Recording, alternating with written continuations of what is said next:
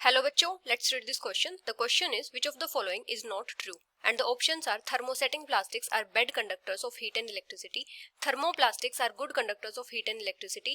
Plastic does not get corroded easily and plastic is also a polymer. तो यहाँ पे हमारा की कॉन्सेप्ट क्या हो जाएगा? Properties of plastics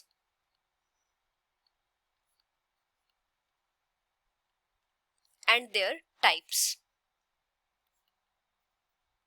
अभी अगर हम बात करें प्लास्टिक की प्रॉपर्टीज की, तो जो प्लास्टिक होता है वो क्या होता है? एक तो पॉलीमर होता है, ये जैसे जो सिंथेटिक फाइबर्स होते हैं उनके जैसे ये पॉलीमर होता है। और अभी प्लास्टिक की प्रॉपर्टीज क्या होती है? एक तो ये नॉन रिएक्टिव होता है, मतलब ये इजीली रिएक्ट नहीं करता। और एक ये क्या होता है? लाइट होता है, स्ट्रॉन्ग होता है, ड्यूरेबल होता है। Light, strong and durable. और जो प्लास्टिक होता है ये क्या होता है? पुअर कंडक्टर होता है हीट और इलेक्ट्रिसिटी का, बैड कंडक्टर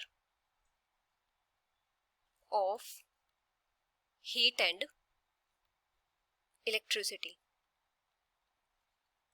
अभी जो प्लास्टिक होता है ये इजीली कोरोड भी नहीं होता, do not get corroded easily, क्योंकि ये क्या होता है? नॉन रिएक्टिव होता है। अभी अगर हम बात करें प्लास्टिक के टाइप्स की, तो प्लास्टिक के दो टाइप्स होते हैं। एक तो होते हैं थर्मोप्लास्टिक्स और एक होते हैं थर्मोसेटिंग प्लास्टिक्स।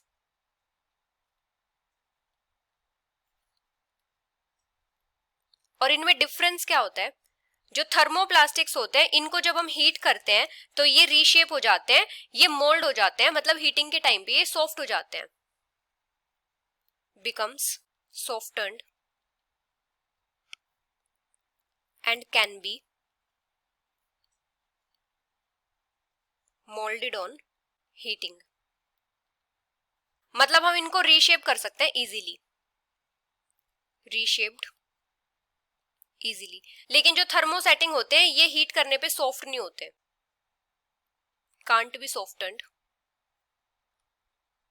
On heating. इनको हम रीशेप नहीं कर सकते। जो थर्मोप्लास्टिक होती है इजीली बेंड हो जाते हैं, कैन बी बेंट इजीली। अभी थर्मोप्लास्टिक के एग्जांपल क्या क्या होते हैं? जैसे पीवीसी या फिर पॉलीथीन वगैरह।